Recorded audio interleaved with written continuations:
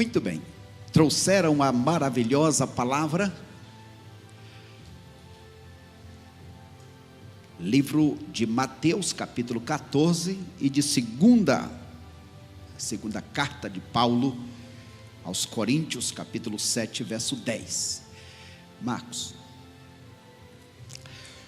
Todos acharam? Mateus, capítulo 14.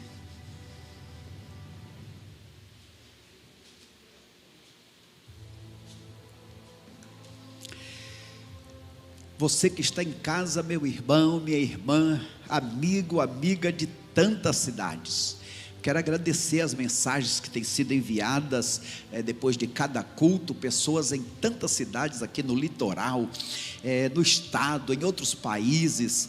Que a bênção de Deus também alcance você onde você estiver neste momento, mas não só os que assistem agora, os que participam agora, mas outros que participam também em outros momentos. Vamos ler a palavra. Naquele tempo, Herodes, o governante, ouviu a fama de Jesus e disse aos seus servos: ele é João Batista que ressuscitou dentre os mortos, por isso esses poderes miraculosos atuam nele. Pois Herodes havia prendido e amarrado João, colocando-o no cárcere por causa de Herodias, mulher de seu irmão Filipe. Pois João lhe dizia: não te é permitido possuí-la. Embora desejasse matá-lo, Herodes temia o povo, porque este considerava João como um profeta. Na festa de aniversário de Herodes, a filha de Herodias dançou diante dos convidados e agradou a Herodes, de modo que ele prometeu sob juramento dar-lhe tudo o que ela pedisse. Instruída ou instigada por sua mãe, ela disse: dá-me aqui no prato a cabeça de João, o Batista. O rei então entristeceu-se, mas por causa do juramento e dos que estavam à mesa com ele, ordenou que a entregassem a ela, e mandou decapitar João no cárcere. E a cabeça de João foi trazida num prato e entregue à jovem, e ela a levou para sua mãe. Então os discípulos de João vieram, levaram o corpo e o sepultaram. Depois foram contar estas coisas a Jesus. O que é que você faz quando recebe notícias tristes? Como é que você reage quando a palavra de Deus toca e te repreende em alguma coisa que você está fazendo? Como é que você reage? Nosso tema desta noite: remorso ou arrependimento. O que é que de fato nós temos manifestado diante de Deus? São apenas lágrimas de crocodilo? Ou Deus olha e diz: realmente esse se arrependeu mesmo? Obrigado, maravilhoso pastor. Obrigado pela tua companhia gloriosa. Ó Senhor, que privilégio pertencermos à linhagem daqueles que pagaram preço e que permaneceram firmes. Ó Deus, tenha compaixão das nossas vidas. Tantas vezes agimos com covardia. Senhor, guarda cada um de nós. E eu quero te implorar, Senhor, que a palavra desta noite motive a mim e aos meus irmãos a sermos mais expressivos no nosso arrependimento. Que possamos nos arrepender de tal maneira que o Senhor perceba: esse se arrependeu mesmo, assim como se ouviu aquele povo lá de Nínive, assim como se ouviu Acabe, assim como se ouviu até mesmo o Manassés. Tu tens o poder, Senhor, para conhecer a cada um de nós, e ajuda a que tenhamos este dom, esta graça do verdadeiro arrependimento. Fala conosco, pois oramos no teu nome, para a tua honra e glória. Amém, Jesus. Amém, Pai. Meus amados irmãos, quando pensamos neste capítulo 14, o capítulo em que Jesus aparece ou continua fazendo o seu trabalho, o seu ministério, e chegou a conhecimento de Herodes, de que tinha alguém fazendo aí um grande trabalho. Os irmãos sabem que João Batista era mais velho do que Jesus, por volta de 6 meses. Então ele começou antes, já tinha aí um conhecimento. Jesus vem na sequência. E Herodes começa a ouvir também sobre Jesus, e a conclusão dele é essa: olha, esse na verdade é João Batista. João Batista ressuscitou e está aí, neste homem, é ele, João Batista, que está fazendo estes milagres. E aqui Mateus conta o acontecimento que nós não saberíamos se não estivesse aqui nesse capítulo 14 de Mateus, quando diz que qual foi a razão. A razão é que João Batista pregou de forma corajosa, destemida, dizendo para Herodes: você é o rei, mas está em adultério, está vivendo em pecado, não te é lícito possuir a mulher do teu irmão. Aqui o texto diz, né, esposa de Filipe, que na verdade era então ela a cunhada, mas que passou a viver com ele como marido, né? E João então lançou isso em rosto. Qual a atitude dele? Se arrepender, se corrigir, se consertar? Não, a vontade dele primeiro era de matar. Mas ele não fazia isso por quê? Porque temia Deus? Não, porque temia as pessoas. Se eu matar, vai ter consequências, porque todo mundo acha que esse João aí é um profeta, é um homem de Deus, representante de Deus, então eu não posso me levantar contra ele. Então a atitude de Herodes não foi uma atitude de arrependimento, muito pelo contrário, ele coloca pecado sobre pecado. Agora eu quero fazer um destaque aqui, toda vez que eu leio o capítulo 14, é a atitude de Jesus ao ouvir essa má notícia, de que João Batista tinha sido degolado. Veja só, João Batista, não apenas o servo de Deus, o enviado, né, o homem que estava ali preparando o caminho do Senhor, mas também tinha a questão família de sangue. E o que Jesus faz quando recebe essa terrível má notícia? O que é que você faz quando recebe má notícia? Notícia ruim, inesperada, aquela especialmente que te apanha de surpresa. Como é que você age? Antes de ler o segundo texto, que é 2 Coríntios 7:10, eu quero pensar como foi que Jesus agiu. Capítulo 14 diz, versículo 12: foram contar estas coisas a Jesus, que João tinha sido degolado. E cadê a cabeça do João?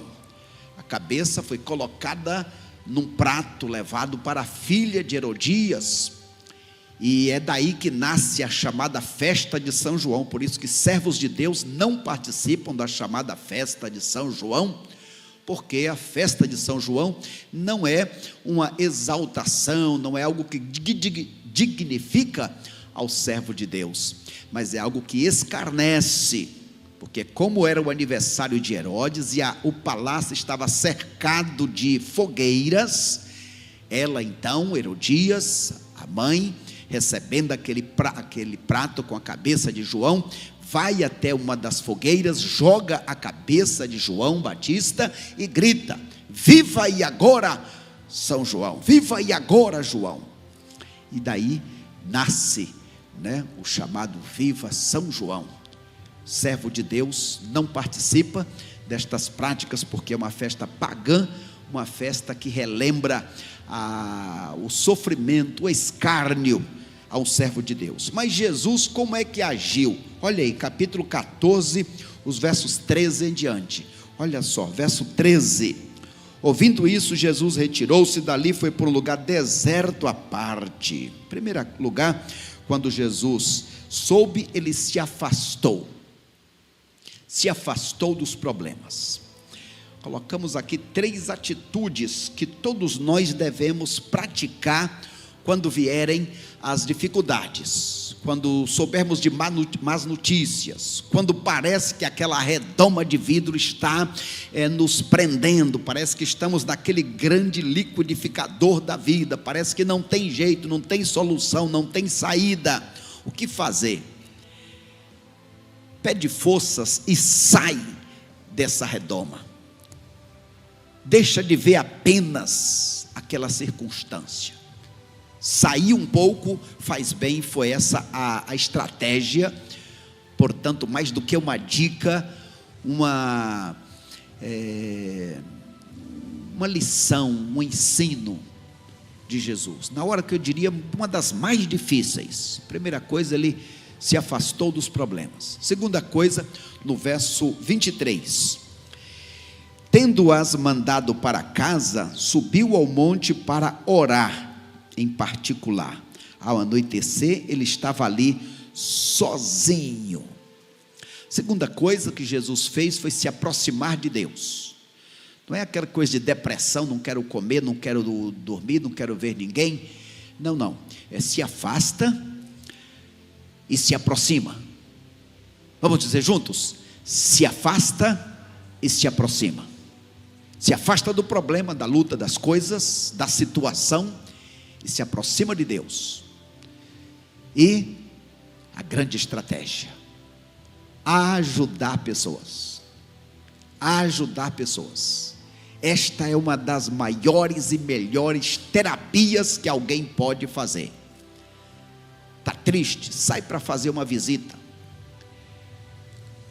Compra algum mantimento e compartilha com alguém. Liga para alguém. Procura ajudar pessoas. Jesus aqui então, neste capítulo 14, ele ajuda pessoas de 3 formas diferentes. Olha aí. Muito bem, vamos ver se a gente chega lá. Isso. De 3 formas. Quais foram essas formas? Em primeiro lugar, curando os feridos. Então a gente vê aí, a partir do verso 13 em diante, que ao desembarcar ele viu uma grande multidão e teve compaixão.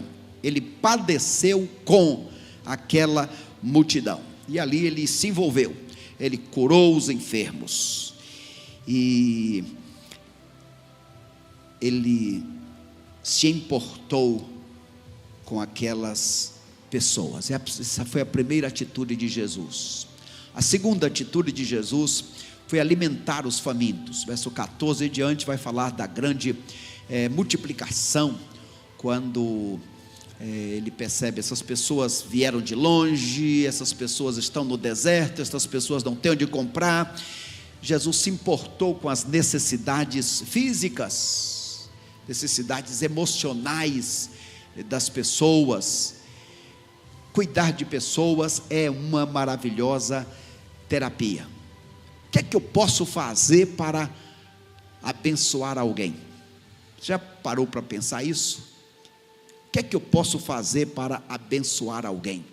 Tem muita gente que se mata aí hoje em dia nessas causas que às vezes são valiosas, mas a gente fica pensando, quanto empenho, quantas vezes esquece de outras coisas, de forma que Jesus primeiro curou pessoas, alimentou pessoas, e ao andar pelas águas, ali era mais do que apenas um atalho para chegar rápido naquele lugar onde ele precisava, mas ali ele estava fortificando a fé dos discípulos. Então, quando você receber más notícias, faça como Jesus. Ele tomou essas 3 atitudes: se afastou dos problemas, se aproximou de Deus e ajudou pessoas. Isso faz a pessoa se renovar, ter objetivo, ter prazer, ter propósito. O fato, irmãos, é que João, o nosso servo querido, amado, que nos deu o nome de Batista, este João foi decapitado, degolado. Mas qual a reação de Herodes? A reação de Herodes, nada de arrependimento, nem mesmo remorso. Ele, ao ouvir a palavra de Deus, ele seguiu em frente com as suas ações ruins. Pergunto mais uma vez, como é que você reage quando você ouve a palavra? Você apenas se ira? Você age com escárnio? Você duvida? Você crê? Ou você tem aquele arrependimento passageiro e mentiroso, que na verdade engana a você, que é um remorso, mas não engana a Deus? Então, nesta noite estamos pensando aqui sobre o verdadeiro e o falso. Isso, vamos lá, aqui estou conseguindo passar, muito bem. Arrependimento ou remorso. Leiam comigo esse texto, 2 Coríntios 7:10, juntos. A tristeza, segundo Deus, opera arrependimento para a salvação e não produz remorso. Mas a tristeza, segundo o mundo, produz morte. O apóstolo está falando destes dois tipos de arrependimentos. Um, que você olha para dentro, você se examina, você se culpa, você morre. E o outro, que você realmente olha para Deus pedindo misericórdia, compaixão, você mostra para Deus, como Davi no Salmo 32, Salmo 51, mostra que de fato está arrependido, e Deus então, olhando esta sua atitude, Ele te dá a verdadeira vida. É verdade que nestes 2 últimos anos não tem tido aquelas famosas festas da folia, do carnaval, mas todos sabemos que hoje é chamada de a quarta-feira de cinzas. E por que recebe este nome de quarta-feira de cinzas? Porque teria havido acordo de cavalheiros da igreja oficial, a igreja católica, oficial daquela época, dizendo então que as pessoas poderiam se esbaldar nos dias anteriores, mas que quarta-feira eles viriam para demonstrar o seu arrependimento. As cinzas seria passar a cinza da cruz na testa, mostrando assim que tudo que a pessoa fez estava perdoado, e que agora a pessoa iria passar 40 dias sem comer carne, chamada quarentena. Porém, a palavra de Deus, ela repreende e rejeita este arrependimento programado. Na verdade, a igreja oficial vinha vindo com estas práticas já há tempo, porque quando os anos de 1500, quando Lutero aparece, é um dos padres, um dos sacerdotes, Lutero, ele está vendo algumas práticas impróprias, como por exemplo, a indulgência plenária, que dizia que se você fosse cometer um pecado amanhã, você poderia vir hoje, colocar sua moeda no cofre, e o pecado que você iria cometer amanhã já estaria perdoado. Neste tempo também foi dito que as pessoas poderiam comprar um pedaço de terra no céu. O objetivo era para construir a grande Basílica de São Pedro, em Roma, que ainda hoje está de pé.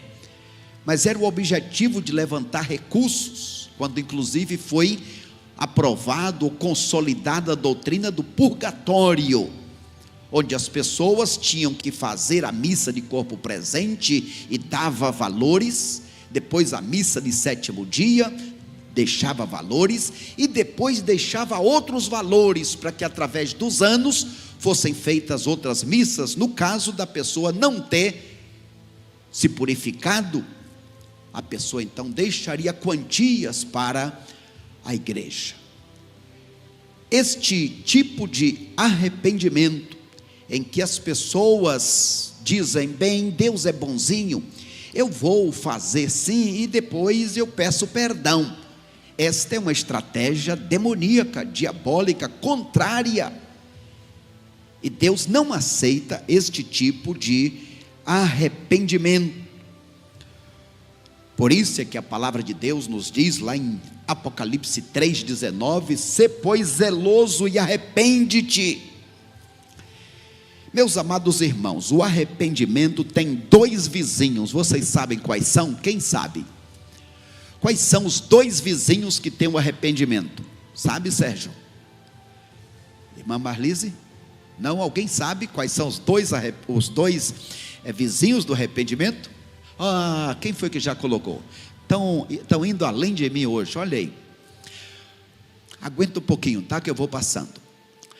Então, primeiro o remorso, e depois o quebrantamento. Esses dois vizinhos do arrependimento, eles são parecidos, mas são o primeiro que provoca a morte e o segundo que provoca a verdadeira vida. O apóstolo diz, 2 Coríntios 7,10, a tristeza segundo Deus, quer dizer, você olha para Deus e pede perdão, se arrepende mesmo, Deus perdoa, Deus purifica. Davi vai dizer, bem-aventurado o homem a quem Deus não imputa pecado, porque ele diz, eu não posso, Deus, eu não consigo, mas eu apelo para o Senhor, eu apelo para o teu sacrifício, e eu recebo o teu perdão, e eu recebo a purificação do Senhor. Mas o remorso é diferente, ele olha para dentro de si mesmo, ele é um remorso apenas, é um arrependimento apenas aparente. Então vamos pensar um pouquinho primeiro sobre o falso arrependimento, chamado remorso. Como se pode conhecer o falso arrependimento? Em primeiro lugar, ele deixa os sentimentos sem mudar de comportamento. Este falso arrependimento, ele não se traduz pela prática. Segundo, como dissemos, leva à morte. O falso arrependimento produz só uma reforma parcial de conduta. A pessoa, na verdade, muda de estratégia, dá uma mudada. E por quê? Ele está com medo das consequências. No caso de Herodes, vou matar, não, eu vou procurar oportunidade, porque nesse caso eu traria consequências para mim. O falso arrependimento é, em geral, a reforma produzida por uma tristeza falsa e temporal, inclusive naquelas coisas que foram reformadas, do tipo, eu não vou mais beber, eu não vou mais jogar, não vou mais adulterar, não vou mais me envolver em tal situação. Deixa passar um pouquinho, deixa a poeira baixar e olha ele lá de novo, olha ela lá de novo.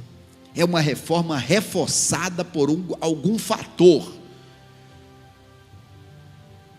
Medo, lembra aquele que é forte, é valente, não sei o quê, quando chega a polícia com a arma, o camarada fica bonzinho, né? Senhor, sim senhor, senhor, sim senhor. Ah, a coisa muda. é só sair do perigo que ele volta de novo. Outras características deste falso arrependimento: este arrependimento espúrio conduz a um sentimento de justiça própria. Ele faz para os outros verem, e ele começa a aparentar e a se justificar. Conduz a uma falsa segurança. Eu estou livre. Cauteriza a consciência. Ele faz uma vez, foge, fica apavorado, o mundo vai cair sobre mim, mas não aconteceu nada, está tudo bem. Eu vou fazer só mais essa vez.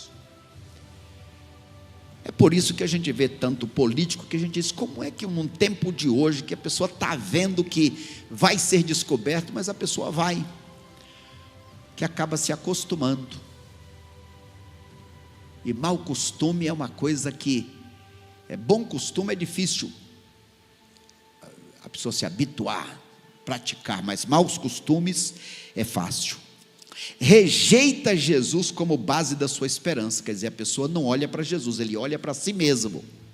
Ele se condena, muitas vezes ele se mata, ele foge, ele faz qualquer coisa.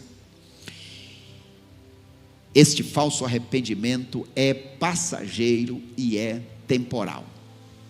O remorso, ele não é algo que Deus aceita. Mas estamos querendo crer que os que estão aqui, os que estão acompanhando, os que participarão, assistirão em outro momento, ouvirão, queremos crer que queremos o verdadeiro arrependimento. E Deus ordena que cada pessoa se arrependa. Lá em Isaías: deixe o ímpio o seu caminho mau e se converta, volte ao Senhor. Quando deve fazer isso? Enquanto há tempo, enquanto a casa não caiu, porque tem gente que vai brincando com Deus e vai escarnecendo.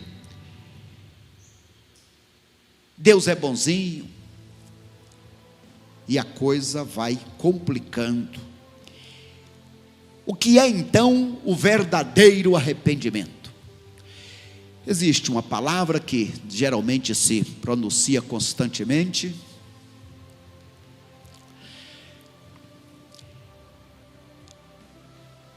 a palavra metanoia, arrependimento. E essa palavra metanoia é mudança. Mudança de três coisas. Primeiro, mudança de mente.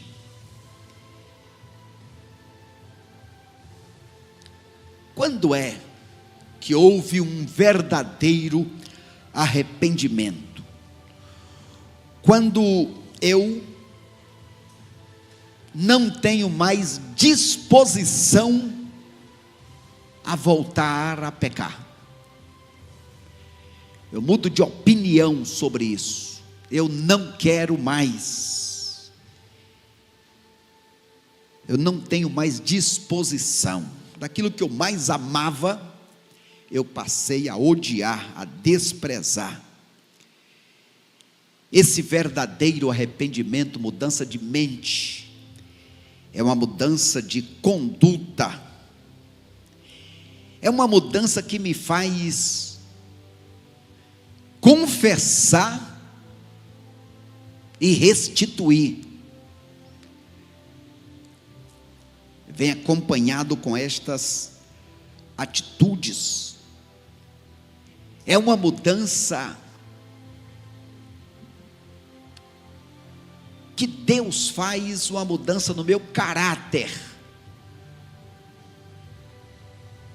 Então não é algo apenas passageiro e aparente, mas é algo primeiro interior, começa na minha mente.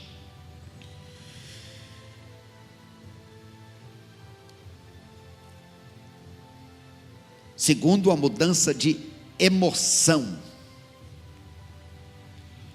Quando falamos nesta mudança de emoção,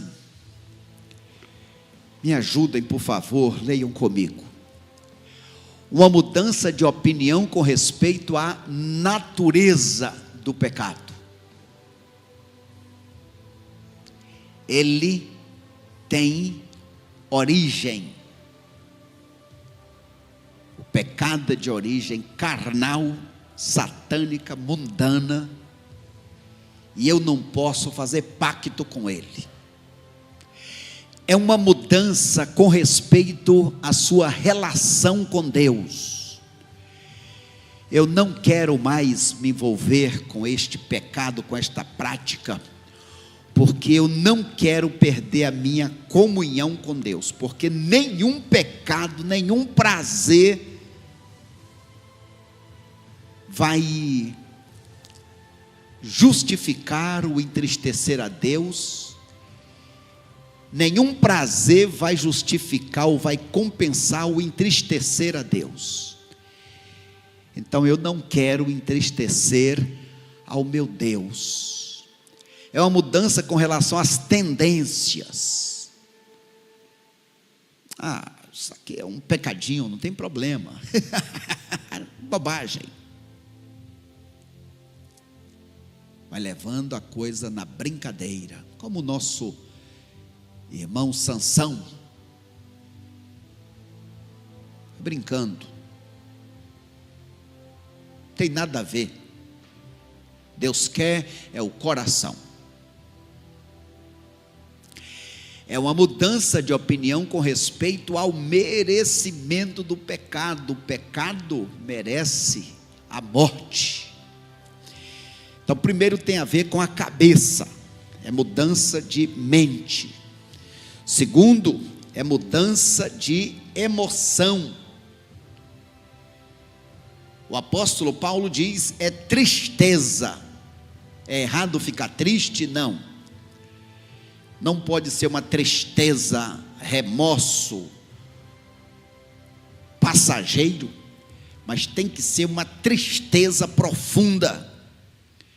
Você quer saber como é essa tristeza? Leia o Salmo 51. O salmista diz: perdi a minha alegria, o meu prazer, os meus ossos parece que foram todos quebrados, eu morri para Deus, eu estou triste. Oh Deus, cria em mim um coração novo, um espírito quebrantado. Eu sei, Senhor, que é um espírito quebrantado, o Senhor não despreza. Oremos a Deus: Senhor, me ajude a ter um coração quebrantado. Segundo, então, mudança de mudança de emoção. E terceiro, mudança de vontade. Agora, Senhor, eu não quero. Não é só uma coisa intelectual, começa na mente, passa pelas emoções, mas agora vem para a vontade, para o livre-arbítrio, para o querer. O verdadeiro arrependimento atinge a vontade da pessoa. Eu tomo uma decisão, eu não quero entristecer o meu Deus, e aí essa pessoa vai se afastar da beira do perigo. Então, leiam comigo esta tela, vamos juntos. O arrependimento verdadeiro gera vida, porque eu olho para Cristo, como fez Pedro. Pedro, quando cometeu grande pecado, ele olhou para Cristo, Cristo olhou para ele e ele chorou amargamente. Ali foi a conversão de Pedro. Ali Jesus viu nele um verdadeiro arrependimento. Então, verdadeiro arrependimento, você olha para Cristo. Mas o falso arrependimento, olha lá, o remorso gera a morte, porque eu olho para mim mesmo ou para outros, como fez Judas. E quando eu olho para mim pelo que eu fiz, o que eu digo? Eu sou um monstro. Como que eu fiz uma coisa dessa? e eu me julgo no tribunal da minha consciência e chego a uma conclusão: eu mereço morrer. E foi isso que Judas fez. O que Deus espera é que haja o verdadeiro arrependimento. Como é que a gente sabe que houve um verdadeiro arrependimento? Quero trazer à memória dos irmãos algumas ilustrações de pessoas que representam um verdadeiro arrependimento. Começando com o filho pródigo. Uma pessoa arrependida, em primeiro lugar, cai em si e volta para o lar. Uma coisa foi a mente. Quantos jornaleiros, já sei, eu vou, direi, pai, pequei. Mas, além disso tudo, ele tomou a atitude. Então, em primeiro lugar, uma pessoa arrependida, ela cai em si, percebe. Oh, meus irmãos, oremos a Deus, oremos, para que pessoas caiam em si. Deus pode fazer o milagre. Às vezes a pessoa está em casa deitada, a pessoa está dormindo, a pessoa está no trânsito. Deus tem como falar. E sabe quando é, irmão Marcos, que Deus fala? Quando gente começa a orar. Tem alguém por quem você está orando? Alguém por quem você ora? Segundo lugar, a pessoa arrependida mesmo, ela busca uma regeneração, uma mudança de vida imediata. Foi assim como Zaqueu: Senhor, naquilo que eu roubei, eu restituo 4 vezes mais, eu dou a metade dos meus bens para os pobres. Deus, eu sou uma nova criatura. Aí Jesus, que conhece o coração, disse: hoje veio salvação nessa casa, porque esse homem, ele mostrou que se arrependeu mesmo. Então, eu não consigo, às vezes eu consigo, como ser humano, enganar alguém. E alguém, poxa, pastor, mas Deus conhece a sua motivação, conhece o seu coração. Terceiro, demonstra seu arrependimento como fez Acabe. Até Acabe. O texto aí que colocamos de 1 Reis 21, quando este homem se humilha diante de Deus e começa a chorar. Este homem era um idólatra, mas este homem se arrependeu de tal maneira que Deus disse ao profeta: você não está vendo quando Acabe está se arrependendo? Vai lá, fala com ele. É por isso que Jonas não queria ir para Nínive, porque ele disse: Deus é misericordioso. O grande problema é quando Deus vai dando oportunidade, e as pessoas vão desprezando, até que chega a hora da punição de Deus. A mão de Deus se levanta. Lembra do Manassés que falamos domingo? Chegou a hora que acabou, agora não é mais aviso, agora é cumprimento, agora é justiça. E diz a Bíblia em Hebreus 13:31, o que é que diz lá? 10:31, o que é que diz lá? Terrível coisa é cair nas mãos do Deus vivo. Então, meus amados irmãos, não é coisa boa ficar brincando com Deus. E quarto, uma pessoa realmente arrependida, ela aceita a disciplina de Deus. Coloquei aqui Provérbios 3:11, filho meu, não rejeites a disciplina do Senhor, nem fique enojado da sua repreensão. Provérbios 3:12, porque o Senhor repreende aquele a quem ama, assim como o pai ao filho a quem quer bem.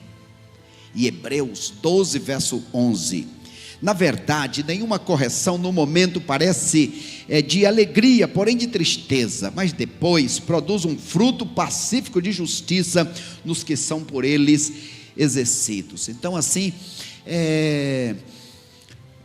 quando Deus repreender, não fique esperando consequências maiores. Conhece o segredo daquele filho que ia apanhar, mas que ele tinha uma estratégia? Qual era a estratégia dele? Quando o pai ia bater naquele tempo, né, com o cinto, o William não acompanhou mais esse tempo, né, William? Mas o filho vinha e se atracava nas pernas do pai, e o pai está batendo, ele está atracado na perna, seguro, e aí o pai ia bater, mas acabava às vezes pegando nele mesmo e tal.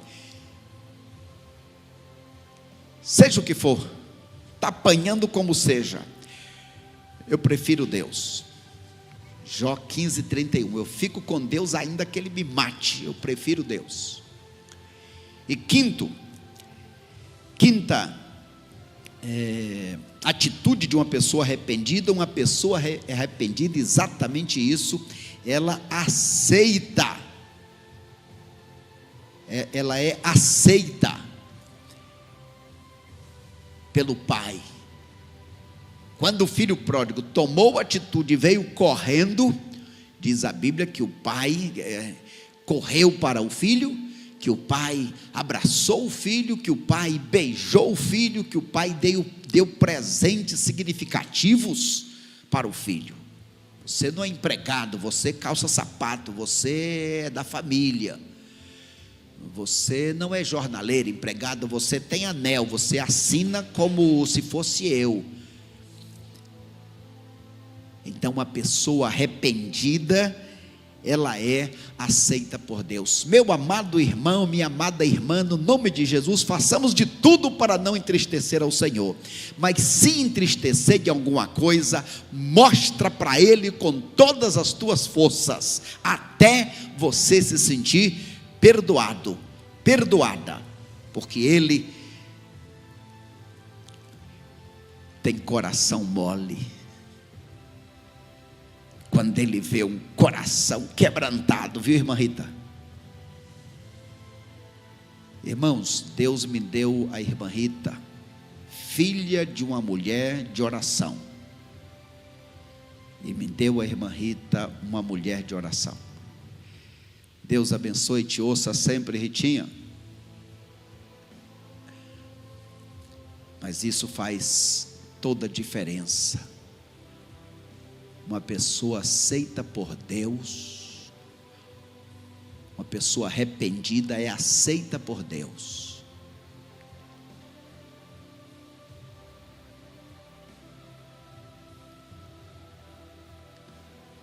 A última tela desta noite relembra o nosso texto e nos traz alguns outros que eu peço a vocês que, se possível, abra para a gente tentar ler junto. Vamos terminar com estes textos. O primeiro, que já vimos,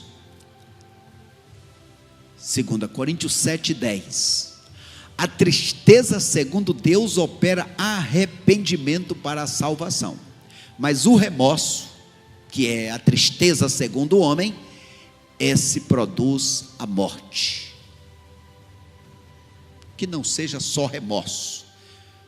Lembra dessa expressão, né? Lágrimas de crocodilo. Que não seja assim. Aí nós temos alguns textos, vamos lá. Mateus 3:3, o que é que diz aí? Vamos lá, quero a ajuda de vocês. É Mateus 3:2, desculpe, 3:2. Arrependei-vos porque está próximo o reino dos céus. Quem é que está dizendo isso? Não. Quem é que está dizendo essa palavra? É o nosso irmão João Batista. O irmão Batista, João Batista, ele começou o ministério dele com uma pregação. Qual foi a pregação do irmão João Batista? Arrependei-vos porque está próximo o reino de Deus. Em Mateus 4:17, o que é que diz?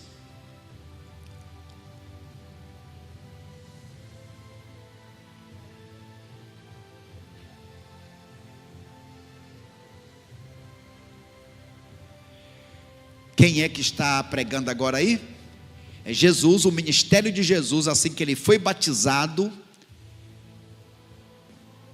Depois da tentação, ele começa o seu ministério. E o que é que ele diz no começo do seu ministério? Qual é a mensagem de Jesus, hein, irmão Almir? Arrependei-vos, porque é chegado o reino dos céus. E o apóstolo Pedro, quando ele pregou o seu primeiro sermão, lá no capítulo 3, verso 19, o que é que diz o apóstolo Pedro? Quem sabe? Ninguém sabe? Esse já é mais fácil, né? Cadê? Alguém lê?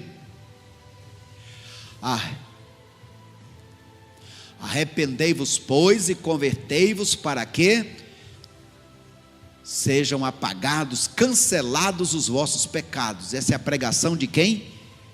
Do Paulo. Desculpe, do Pedro. Atos 3,19. Pedrão, o nosso querido Pedro pregando. E agora, Atos 17:30. Quem é esse pregador aí que está dizendo o quê? É o apóstolo Paulo que está pregando, e ele está dizendo o quê? Deus manda que quantos homens, quantas mulheres, quantas pessoas se arrependam. Mas agora Deus não leva em conta o tempo da ignorância, mas manda, ordena a todos os homens em todos os lugares que se arrependam. E Apocalipse 3:19. Apocalipse 3:19.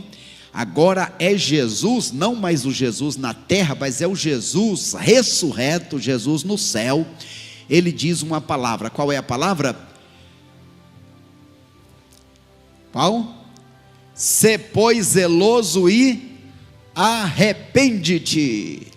Então, arrependimento é a mensagem de Deus para o ser humano. João começa dizendo: arrependei-vos, porque é chegado o reino de Deus. Jesus começa: arrependei-vos.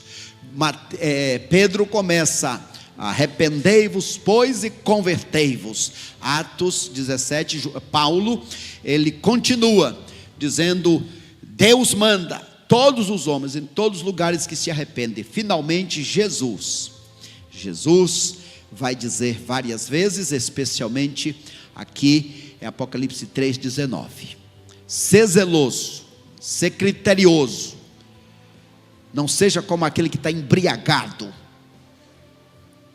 Arrepende-te. Que Deus ajude a cada um de nós a não fazer coisas erradas, a não entristecermos a Deus, a não planejarmos pecar, porque quando vem alguém confessando um pecado, não sei o que, ele tal, fulana de tal está grávida. Tá, como é que a coisa aconteceu? Não, a gente saiu, foi no motel. Vocês usaram preservativos? Então foi uma coisa planejada, coisa que sabiam que ia acontecer, e assim por diante. Um roubo, uma mentira, o que seja. Cuidado com esta armadilha satânica. Depois eu peço perdão. Fazer isso é caminhar para a morte. Que Deus ajude a todos nós a sermos pessoas que caminham para a vida, que tem o verdadeiro quebrantamento e que alegra e que amolece o coração de Deus. Amém? Que Deus nos ajude.